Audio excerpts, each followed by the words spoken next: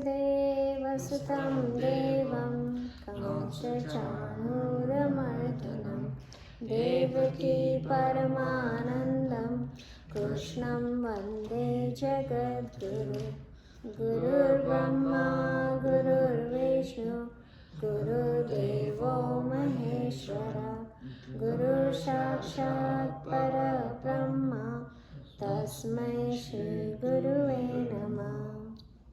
ॐ असतो मा सद्गमय तमसो मा ज्योतिर्गमय मृत्योर्मा अमृतं गमय। ॐ शान्ति शान्ति शान्तिः। ॐ सहना भवतु सहनौ भुनक्तु सह वीर्यं करवावहै तेजस्विनावधीतमस्तु मा विद्विषावहै। ॐ शान्ति शान्ति शान्तिः। ॐ पूर्णमदः पूर्णमिदं पूर्णात् पूर्णमुदच्यते पूर्णस्य पूर्णमादाय पूर्णमेवावशिष्यते।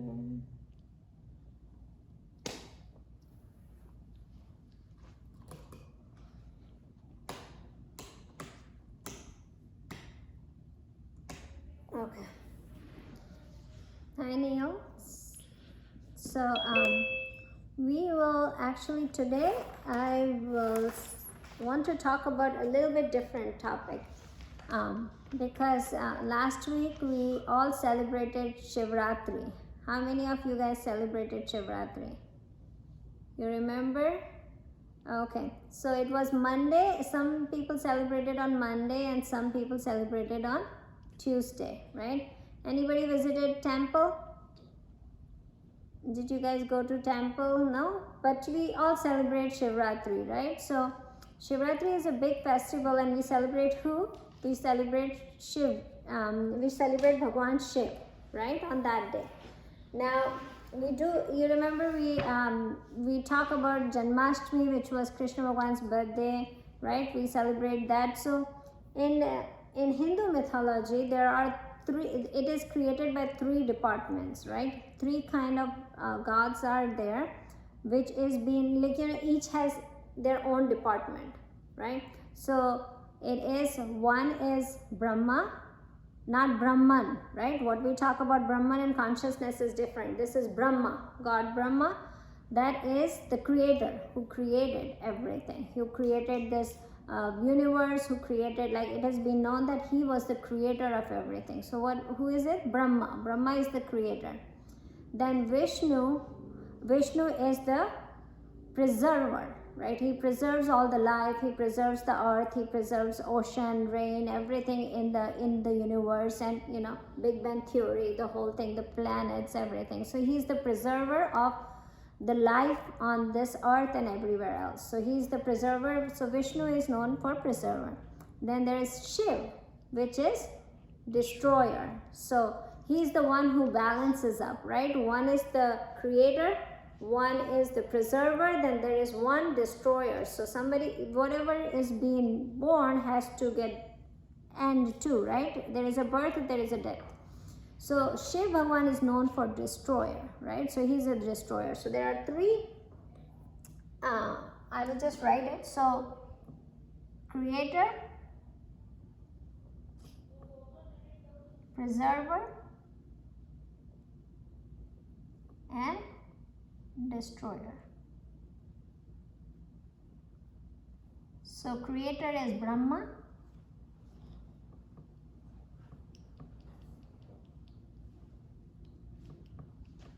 preserver is Vishnu, and destroyer is Shiva. Now Shiva, if you guys have seen, I will show you the picture.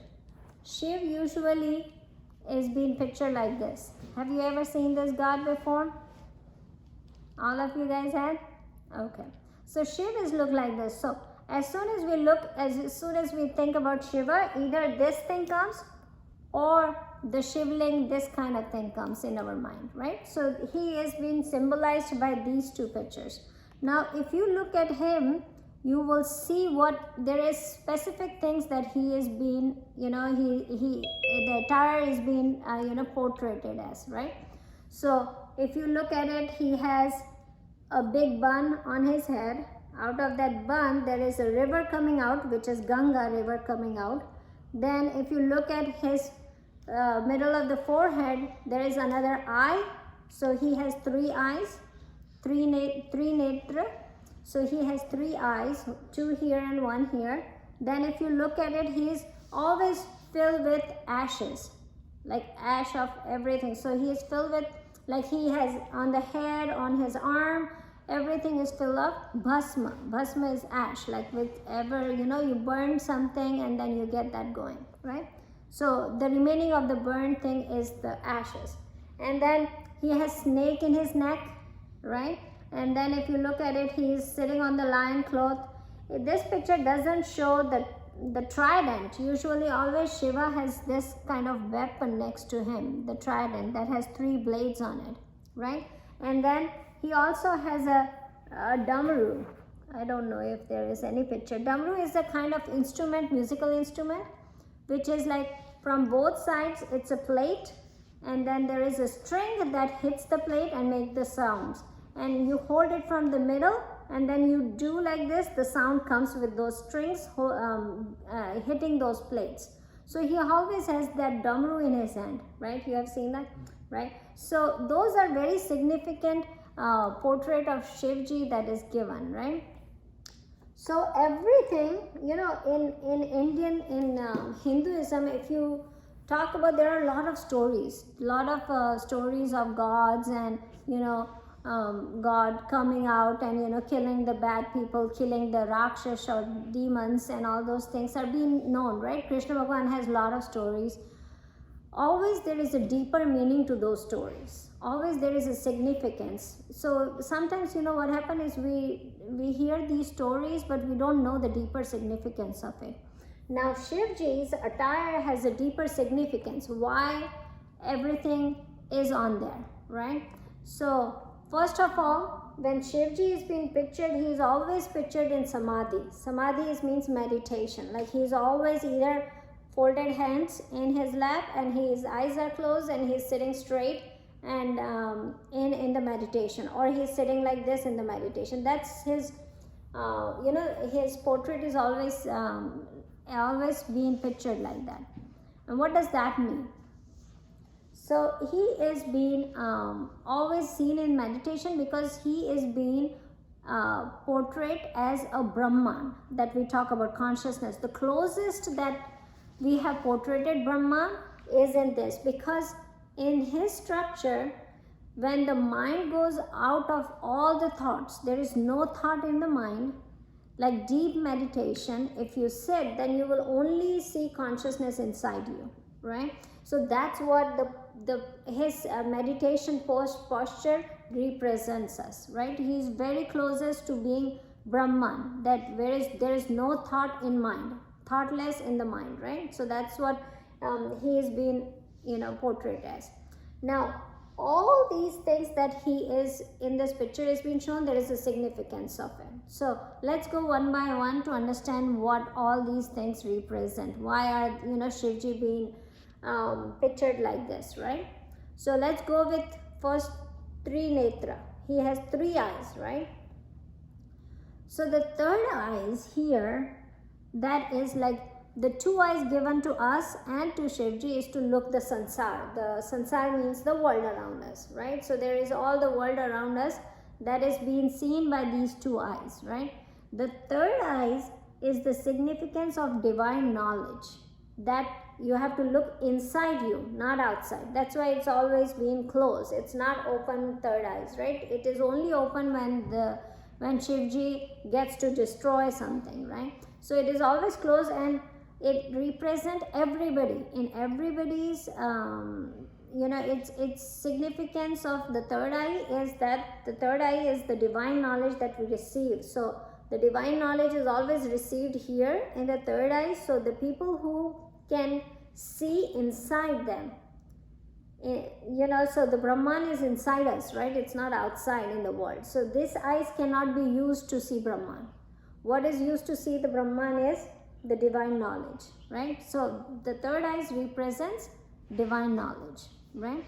Now the ashes that he put everywhere on his body, that is actually representation of this world is temporary, right? What is he saying? That all these things, that if you think that this world is permanent, like, oh, I am permanent, this world is permanent, this body, mind, intellect is permanent, then Shivji is representing that none of them is permanent. Everything will be ash one day, like everything will go away.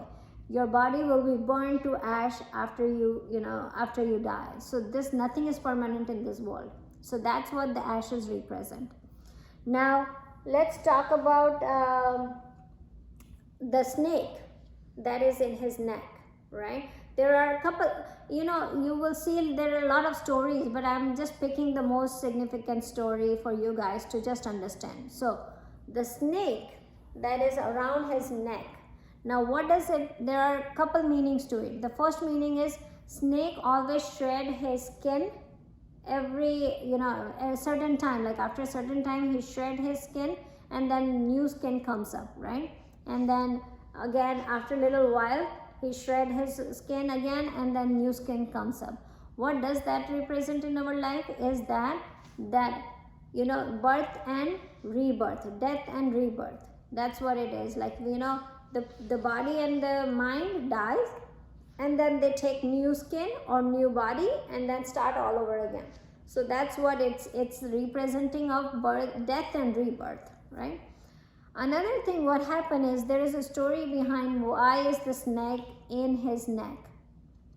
So there was a news that there is a nectar in the ocean, inside the ocean. There is a nectar that you can drink. If you drink that nectar, you become immortal. You will live forever, right? So when this news came out, people with goodwill, means good wishes, saw that we should have it, and people, the Rakshas or the devil also think like, oh, we should have it so we can become immortal forever, right? So they were like, okay, who will get it? So they started fighting. So it was inside the ocean. So then they said, you know what, not one person can get it outside the ocean. So how about we all work together and do the churning of ocean to bring that nectar up.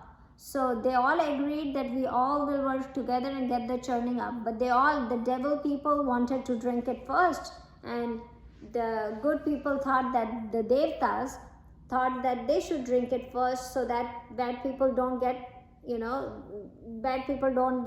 live forever. So this thing happened. Then this is huge ocean that they had to churn. They cannot churn with little things. So they thought that we will bring a mountain to the ocean to help the churning thing. Like, you have to put something to churn. We churn some things that you have to put a stick to it, and then you wrap something to churn the thing, right? So they said, okay, we will put the mountain in the ocean to churn that thing. Now, churning, we need a big rope.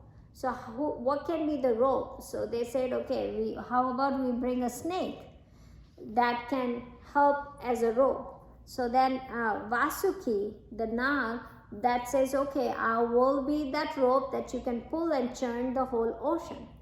So then one side, from the mouth of the snake, the devil people, the people who were bad in thoughts, they started pulling, and from other side, Devta took the tail of the snake and they started pulling. So what happened is, mountain is there, they wrap around the snake, the mouth goes to the devil people and the tail goes to the Devta people, and they start churning so that the ocean water gets churned so the nectar can come out. So before the nectar can come out, there will be a poison that will come out, right? And if the poison spreads, then the whole universe will be destroyed. So then they started churning, and the poison comes out. So Shivji comes and Shivji drinks the poison, right? He said, I will drink it to save the whole universe. I don't want this universe to get destroyed. So for being unselfish and sacrificable Shivji, he said, okay, you guys, drink the nectar, I will drink the poison.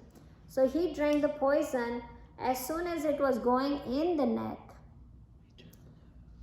Parvati Devi, who is Shivji's wife, she said, if it goes inside his stomach, he will get destroyed. And if he gets destroyed, the whole world will be destroyed. So no sense of him getting poison in. So she tries to stop the poison to get in, but she couldn't hold it for a long time, his neck. So then what happened is, snake, Vasuki, who was the churning rope thing, he said, okay, you know what, I'm going to sit on his neck and then not let the poison go inside his, beside his neck. So then the Vasuki, that's the snake that always sits in the neck, so the poison cannot go in his stomach, and it destroys the whole universe. So that's what the story is about, having the snake on his neck. And also the blue color of Shivji also represent that poison, right?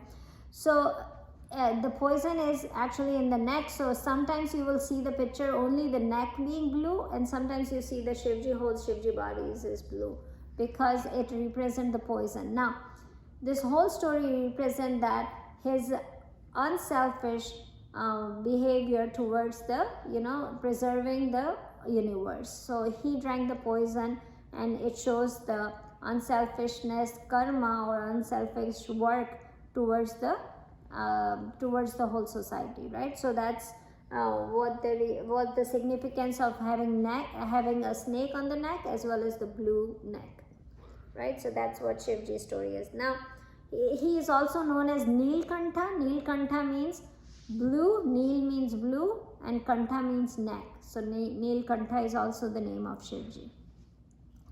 Now what else does he have? Ganga, right? On the head of Shivji there is a Ganga, a river coming out of his bun, right? Big bun there. Now there is a story behind that too. And I'm going to tell you a lot of stories today, because there are a lot of stories of Shivji, right? I can go on hours and hours telling you the stories, but I just want to tell you some specific stories that represent what is the presentation of Shivji is, right? So Ganga, how did Ganga came on his head? So Bhagirath was a rishi who wanted to liberate his ancestors' lives. Like his ancestors, Bhagirath Rishi's ancestors, died a long time ago. But usually, you remember we talk about 5 kind of yagna we have to do. There was one yagna, the Pitru yagna, that was for our ancestors, our forefathers, that we should be doing, right? 5 kinds of yagna we should do every day, giving food to animal, then helping people around us. And then there was one that we do for trees and animals. Then one was for Manu Yagna, Rishi Yagna, studying the scriptures and teaching the scriptures, all those Yagna, right? In that Yagna you have seen that Pitru Yagna, right? So that Bhagirathi Rishi wanted to do Pitru Yagna, right? And he wanted to make sure that all his ancestors get liberated. And for that, he asked, what should I do? So then Narad Muni, there was a one messenger from, Devtas, he came and he said, why don't you talk to Shivji? And Shivji will take care of your, whatever you want, whatever needs you, whatever desire you have. So he prayed to Shivji and he said, I want all my ancestors to be liberated so that they can go to God.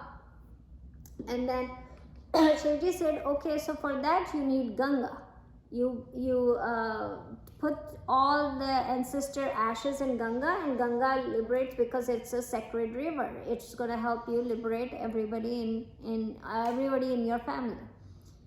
So Bhagirath says, okay, I will pray to Ganga. He said, go pray to Ganga. But Ganga is in Indralok. Indralok is a different lok, right? Heaven means Ganga was in heaven.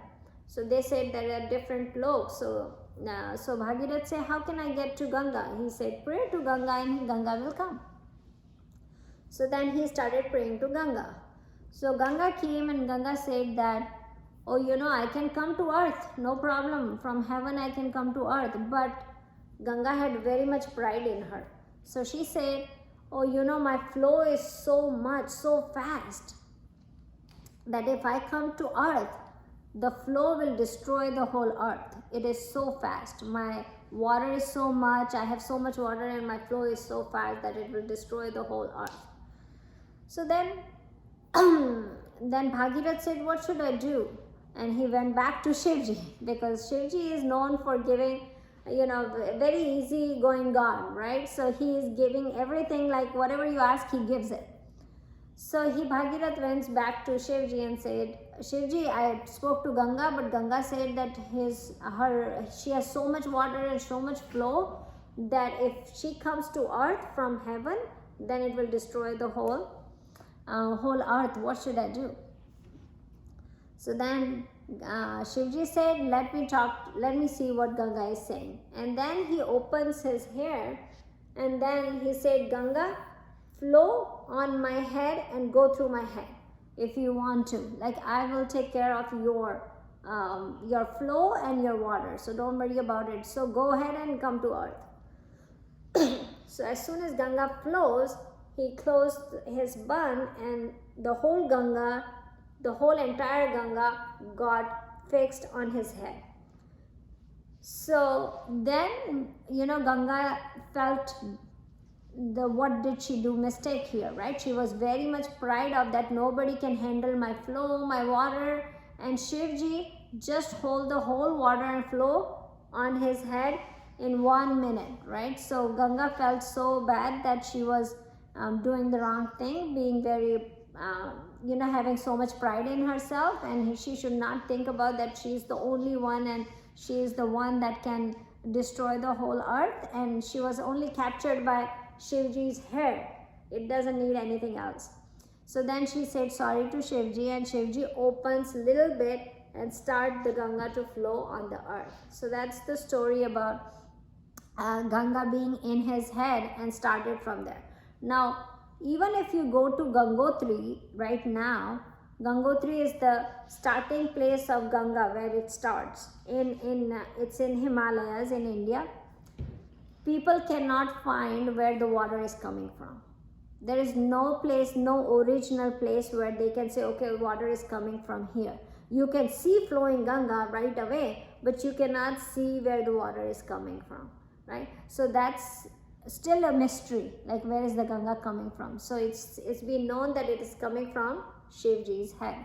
So there is a place named Gangotri, but you just see water appearing there. You don't see that there is any origin of water from there. So it's been known that it comes from Shivji's head. That was the story about Ganga, right?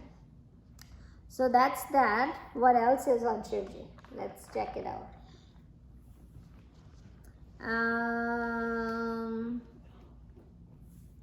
There is moon. Yeah, there is a little moon on his head, right? The small moon on his head. And there is a story for that too. So I'm going to tell you a little story on that. Moon had many wives. I think 27 wives or something. And then Moon used to only like one of them, and they all were sisters. There were 27 sisters. Nakshatra. It has a lot of significance when you look at it. The moon has 27 nakshatra, right? So those nakshatra are being known as wife of moon, which is actually, it's not, it's just we personify all these gods and all their, kind of things. Nakshatra are the constitute that are there, right? But when we make it easier for everybody, they actually put kind of stories behind it, right? So everybody can understand. But it's usually the moon has 27 constellations. So moon has 27 wives, and one of the wife, Mohini, that he loves a lot, but all the other 26 were he did not love them a lot. So they were upset that moon doesn't love us, moon only love one person, right? So they went to their father and they said to the father that, moon only loves one person, not all of us. So then the father says, why is moon doing that? And then father goes to the moon and said, why are you doing that? And moon says, no, why don't you take care of all equally? Don't be so mean to other people and just take care of one. And moon did not agree to it. So he gave, what do you say? Boon? Moon, yeah, a boon. Boon is a blessing, or moon is the... What about the other thing, the shrap? What is that saying in English? When you give a spell, what is the other word for spell? Okay, spell. So he gave a spell to moon, saying that his brightness that he has, it's going to keep reducing. It's going to reduce to nothing. A curse. Yeah. What did you say? You said like a prediction will keep like told futures. Yeah, no, it's just curse. Yeah. So he gave a curse saying that your light will go away because you are so proud of your light. One day you will not have any light. It will go away. So it started going away slowly, and then it reaches to this part, the small part. And they said, oh my God, it's happening. It's every day my lights are going away. What should I do? So then, easy way, go and pray Shivji, right? Everything when you ask Shivji is very, soft-hearted God. So he gives everything to everybody. So he goes and prayed to Shivji and says, Shivji, save me, my light is going away. Can you please help me? And Shivji said, okay, you know what? You sit on my head, nobody can touch you, and I will make sure that your light will stay. But as your father-in-law already gave you the curse, so it's going to go away and it's going to come back. And then it's going to go away and come back. So that's why every 15 days, the light goes away of moon and then light comes back of the moon, and then you get full moon and no moon, and then the cycle keep going. So that's how the story goes. But Shivji has moon on his head. Just the significance of moon signifies that the peace and calmness, even with all this going up and down, like the light goes up and down, but still it stays calm. That's what it represents on Shivji. There is no, in life, ups will come, down will come, life goes up and down, but the calmness doesn't change, right? So that's how it happens, right? So that was the moon. Now another thing, trident, right? We talk about this as a trident. Yeah. Right? So trident is the weapon that Shivji has. A lot of our gods have weapons, right? They kill bad people and they get the victory over good and bad, bad. They get the victory of good over bad, right? So Shivji has this weapon, right? It has 3 blades and a rod, right? So he actually kills everybody with that 3 blades and all. So what happens is, in that, the trident, what does it represent, right? It has a different, there are many stories, but I will tell you what the story fits the best, right? So there is 3 blades. One, again, the 3 blades are significance of, first let's say that he actually chops, he fights with the trident, and those trident is used to kill people who are deluded, right? Deluded mind. Now, how is it significant for us right now? So the 3 blades that represent is our 3 stages. Our 3 stages are there is in human life, we always go around these 3 stages. Can somebody tell me what could be those 3 stages?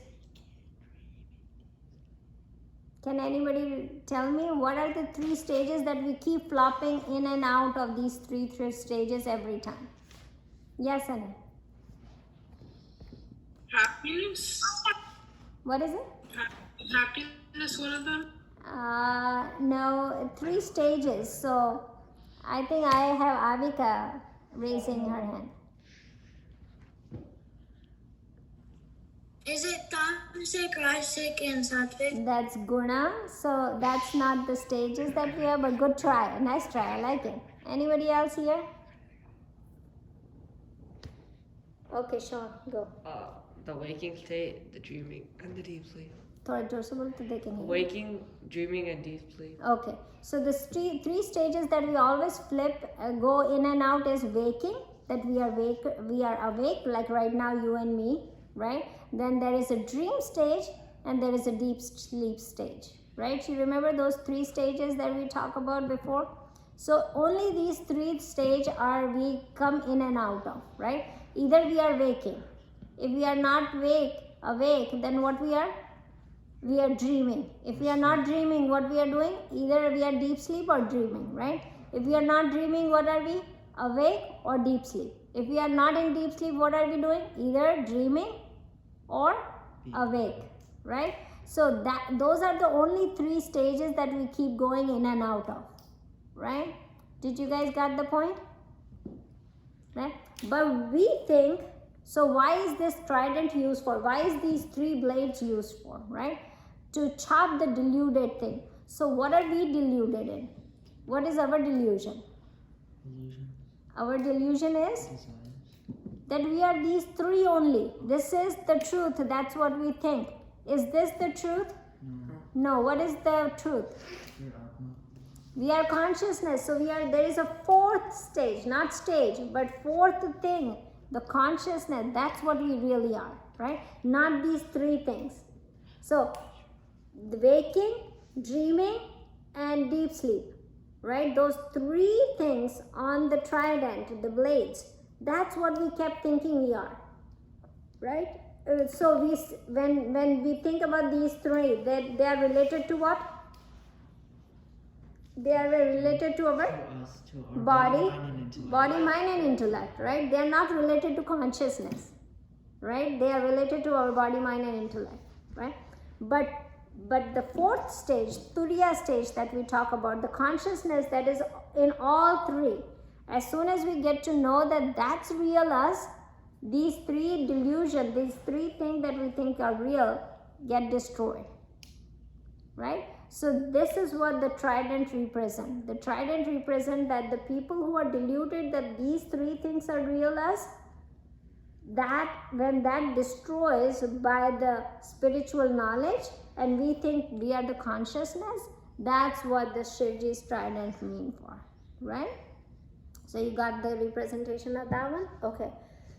The last one, and not the least I guess, the damaru. You remember the musical instrument that I told you that it goes around. If you watch any Shivji's movie, you will see that damaru in It's it. shaped like the hourglass thing. What is?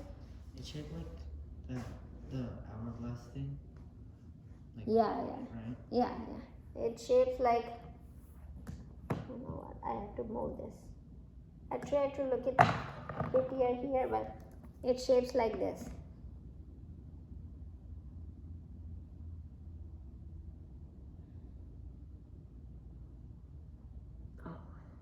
So it has 2 strings that has a, so when these beat hit this part,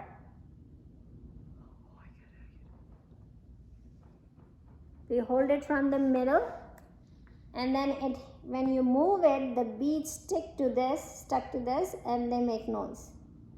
Noise means sound, a musical sound, right? So Shivji always have that in his hand, or on his trident. So he has always in there. Now, this one also has a story.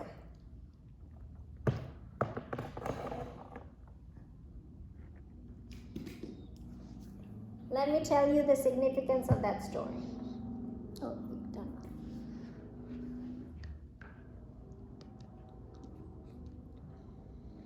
Perfect timing.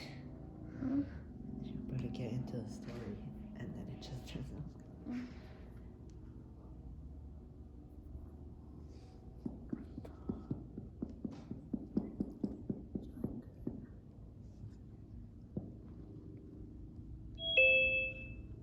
Okay. Hi. Hi again. Let's wait for everybody to join in real quick. Okay. Okay, let's start. Sunny came in.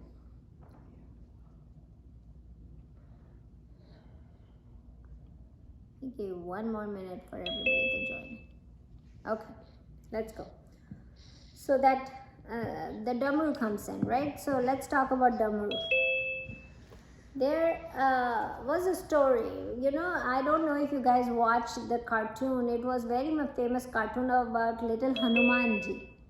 Everybody knows Hanumanji? What is Hanuman? Who is Hanumanji? Anybody remember Hanumanji? Yes, Anne. He helped. He helped. He helped Ram, and he helped Ram To rescue. cross the. Didn't he like make a bridge? Yes. For Ram to. To cross the river to go to Lanka for fight, right? Yes. Karnu, what are you saying?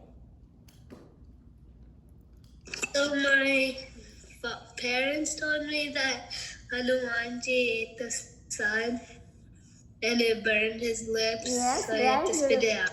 Yes. You remember that. You watched that. So there is a very nice cartoon. If you look at the YouTube, there is a very good cartoon movie of Hanumanji. So there was a story when Ram Bhagwan was born. Hanumanji is devoted to Ram Bhagwan, right? He did all his action surrendering it to Ram Bhagwan. He has a lot of stories about his devotion to Ram and examples of his devotion to Ram Bhagwan. So he has been known for, well known for his devotion, right? So when Ram Bhagwan was born, little Hanuman said, I want to go see Ram Bhagwan, right? Hanumanji was in south of India and Ram Bhagwan was in Ayodhya. A little Ram Bhagwan was born. So he said, I want to go see Ram Bhagwan. So Shivji said, okay, I will take you to see Ram Bhagwan. Now Shivji took Hanumanji. Shivji became a juggler, changed his attire and became a juggler. And then Hanuman became a ordinary monkey. And then they went to Ram Bhagwan when Ram Bhagwan was small too, right? A little baby. So Shivji played this Damru, the music, and Hanumanji, who was a little monkey, ordinary monkey, did all the tricks on that and danced on that Damru, and Ram Bhagwan loved it. And he was very attracted to this monkey, and Ram Bhagwan said, I want to have this monkey, I want to have this monkey. He was baby too, right? He said, so Shivji gave that his monkey to Ram Bhagwan. And then later on, Hanumanji went back to his in south of India, and then eventually they met again when Sita was captured by Ravan, and then he helped to fight Ram Bhagwan to fight with Hanumanji with Ravan. So Hanumanji helped it. So that's the whole big story.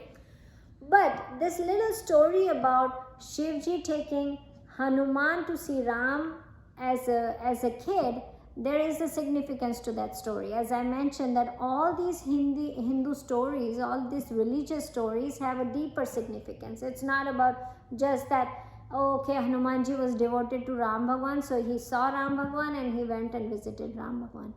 It's not about this. It's a little bit deeper. So let's go to the deeper story of it. Let's see the significance of all three characters in the story.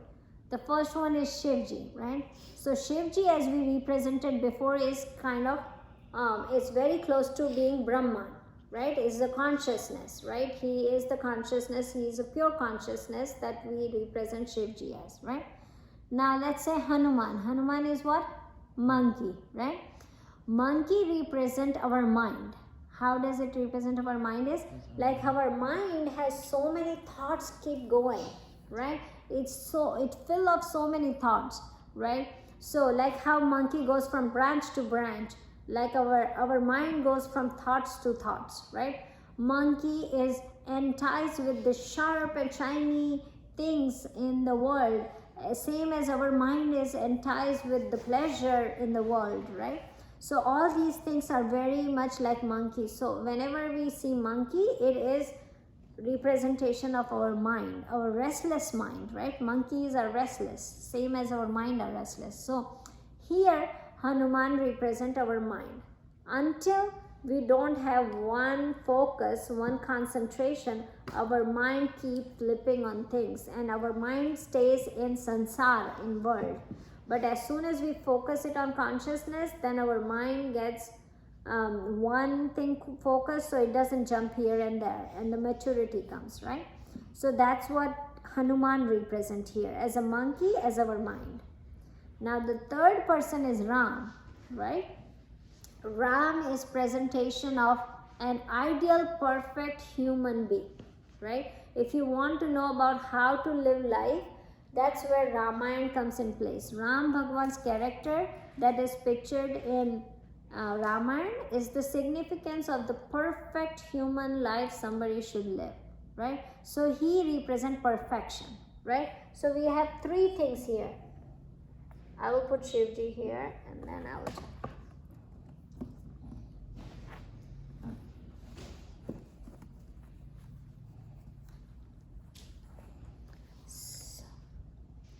So we see three things, right?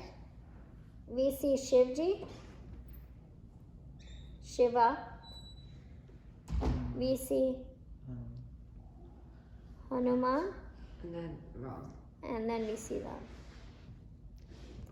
So what happens is, this represents pure consciousness, this represents mind, and this represents perfection, right? So if you look at it, Shivji, sound of Damru, sound like played the musical instrument, right? Sound of Damru. Sound of Damru, the mind get attracted to perfection. So the same thing, if you look at it, if we go here, it says the same thing. The sound of consciousness, that is the Damru, attraction, takes to the perfection. What? Sound of consciousness. Pure consciousness. Shivji represent pure consciousness. And then Hanuman represent mind and Ram represent perfection. Right? So Damru, Damru is the sound of consciousness. That's what it represents on when it's with Shivji. So here is the thing, that when you meditate, when somebody meditate, and again, we are not at that stage of meditation, but people who are very enlightened, close to enlightened or are enlightened, when they meditate, when they say Om, right? Om, and then there is a however it the perfect meditation is sound of Om, right? Om, and then there is a silence, and then they start Om again. That silence in the middle is the sound of consciousness. It's the sound of Damru. That's what it represents, right? So that's the story of Damru, and that's the significance of Damru with Shivji. Oh, sorry.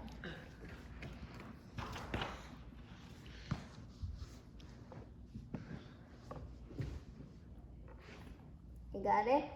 Okay. Now let's get to what else? I think we finished all the significance of Shivji. Now let's talk about Shivaratri. What is the Shivaratri? So now Brahman, when we talk about Brahman and Shivji, is the closest representation of it. Is Brahman born and does it die? No, right? So Brahman was never born, never died. So then we cannot celebrate the birth of Shivji because there was no birth, right? There is no death of Shivji or no birth of Shivji, right? So we cannot celebrate Shivaratri as it tells that the birth of Shivji. So what is it? What is that celebration then? The celebration of Shivaratri is the union of Shivji with Parvati, the marriage of Shivji and Parvati. Now, what does that signifies? Again, it has a bigger significance to that. So, there is a story behind it which I'm going to tell you. You know that story. The significance of like the Atman joining with the world. Yeah. So what happens is that Shivji was, there was a Daksh king, King Daksh, who had a daughter named Sati. Sati was very much devoted to Shivji. And she said that if I'm going to get married, I'm going to get only married to Shivji. I will not marry to anybody else.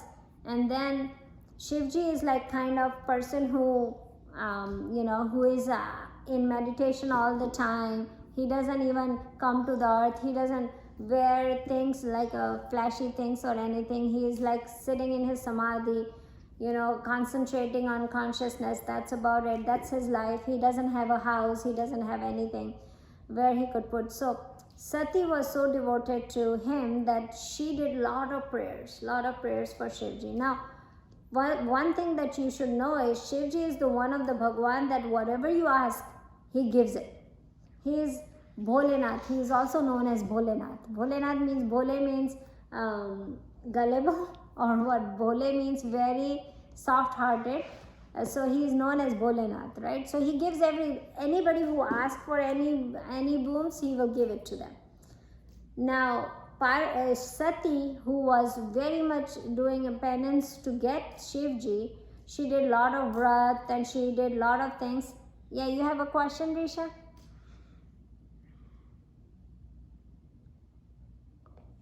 You're breaking up a lot. Oh, really? Can you guys hear me now? Should I come close? I don't know if that helps. Will that help? No, we can hear you, but you're kind of breaking up. Like, we couldn't hear your last sentence that you said. Oh, okay. Okay, let me go a little slow. I guess I'm going too fast, I guess. That might be the case. Okay, if you guys don't hear me properly, then tell me one more time. Okay? Okay. So, Sati, who was Daksh king's daughter, she said, okay, I'm going to get married to Shivji, right? And then to get Shivji, you have to do a lot of prayers. So she started doing prayers. She ate only fruits for long time, did not eat any food, stayed on water all the time, and she did a lot of penance to get Shivji. Now Shivji got to know that there is a girl on earth that who is want to marry you, and that's why she is sacrificing a lot of things for you. So can you go and get married to him? Everybody started asking him. So he goes To her, not him. to her, sorry. So then Shivji said, okay, I will go and marry. He goes and he sees Sati, and he got very happy with all the prayers and stuff she did for him. So he said, okay, I will get married. Now Raja Daksh, when he saw Shivji, he did not, the voice is not coming, Raja? Is it still breaking?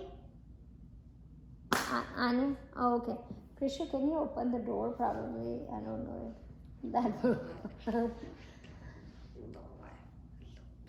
don't know if that helps.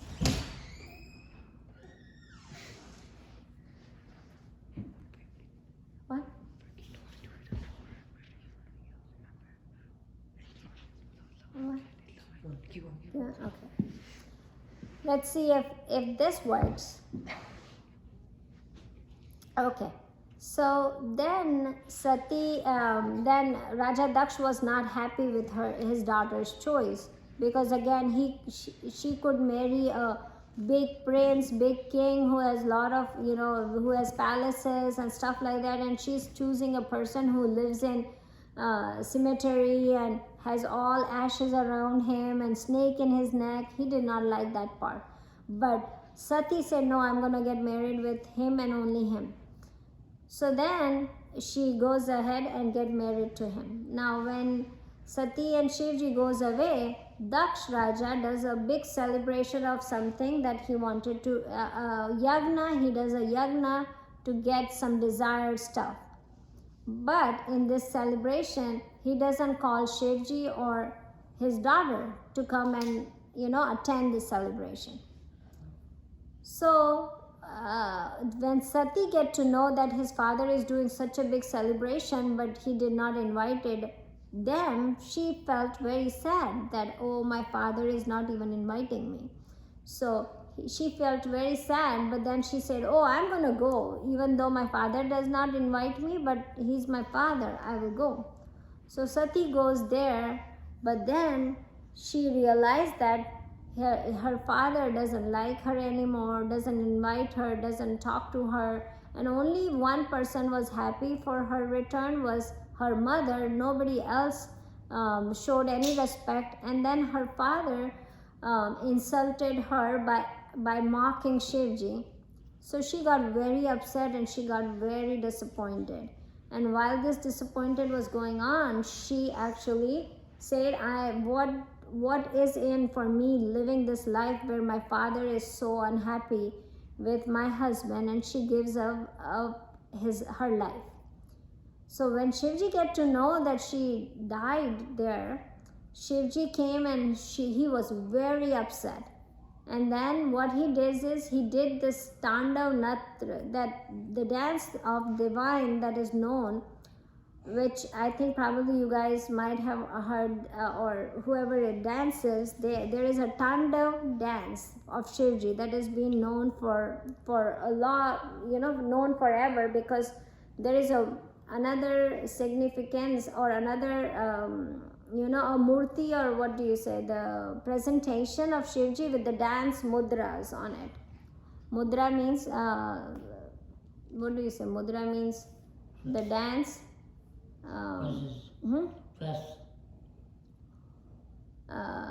The dance steps, formation, the dance formations. So he does that dance, which he only does when he wants to destroy the whole world. But so at that day is being known for that Shivji was so upset that he was ready to destroy the whole world. Then all the devtas come and stop him.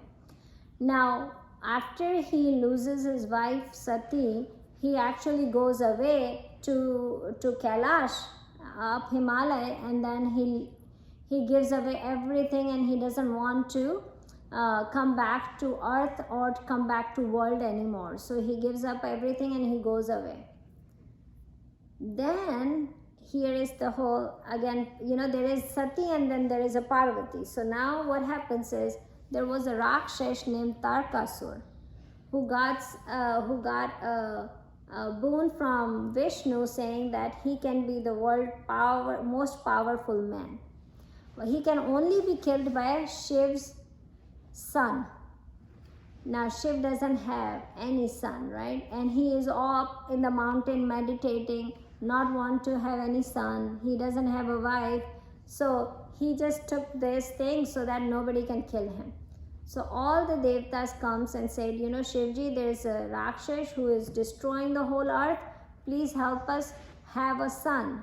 So he said, I don't have a wife. I will not have a son or anything. So I don't want to. But then everybody pushes him. So he get to meet Parvati. That part, when they got married, that the day is celebrated as Shivaratri. Parvati is another incarnation of Sati.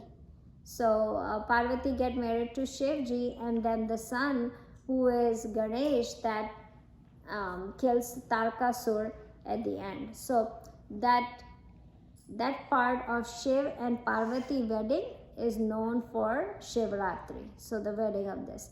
Now, again, this is just the story, right? We are talking about the story. What is the significance of the story? What is the significance of Shiv and Parvati's wedding? Shiv is significance of what? Atma consciousness, right? Parvati is significance of world, Maya, right? So Shiv and Parvati, when they combine, right, this whole world is created, right? When consciousness and Maya is our body, mind, intellect, all these Prakriti that we were talking last time in Gita, like every work is done by Prakriti. That Prakriti is Parvati. It has different name, Parvati, Maya, Prakriti, right? That Prakriti is Maya. So when Shivji, which is Brahman, when the Parvati, which is Maya or Prakriti, when they combine, this body is generated, right? You understand? So consciousness, body, mind, intellect, and everything else, so all the world is Parvati. And this consciousness, when it gets into this, the body, our sansara, our world is created, right? You got it? So that merger is being celebrated as Shivaratri. Got it? Now, the last thing I wanted to tell you is that Shivji is known for giving blessings to everybody, whoever is asked. I told it many times, but I want to tell one more time, because the prayer of Shivji has been, you can ask anything, and what happens is Shivji will give anything and everything to everybody, and sometimes he does mistake giving wrong thing to wrong people. So all the devatas used to come back and say, oh Shivji, you did a mistake, you gave the boon to the wrong person, and now we have to take it back, right? Ravan did a lot of worship of Shivji. Ravan, who adopted Sita and took Sita away, kidnapped Sita. He was not a good person, but he prayed to Shivji a lot, and then he said, Shivji, give me blessing. And what Shivji gave is, he asked for that, I want to be the strongest person in this on this earth, and he said, okay, tathastu, take it, and he gives it away. Because he just prayed to Shivji. Shivji doesn't see anything. Was he bad man or good man? Nothing. If somebody prays to Shivji and asks for anything, Shivji gives us. Shivji is Bhole Bhandari. He has a lot of bhandar. He has a lot of things. Bhandar means a lot of things that is there. And Bhole means he is very kind-hearted. So he is kind-hearted and he has a lot of bhandar, so he keep giving it away. So he gave a boon to Ravan, who was a bad person, to be the strongest one. But then as soon as he was giving the boon, all the other god, Vishnu and everybody get to know that you gave a boon to a wrong person here. And Shivji said, did I? He doesn't know who is right and who is wrong. He just gave it away. So then the Vishnu Bhagavan says, no, you need to make sure that this boon doesn't get success. Now, if somebody gives it away, they cannot take it back, right? So Shivji gave it to Ravan, now he cannot take it back. So then he said, okay, I will say one thing, that take this Shivling, there was a Shivling. So he said, take this Shivling, because, again, Shivji lives in Kailash, which is north of India, which is, Himalayas. And Ravan was in Lanka, that is south of India. So he said, you take this Shivling to your home, but don't put this Shivling on the floor while you are traveling back home. If you put it on the floor, the boom will go away. And Ravan says, oh, that's easy. I fly, right? So I will take this, fly home, and I will get the boon of being strongest person in the world. So Shivji says, okay, go ahead. So then he take this Shivling and was flying back home.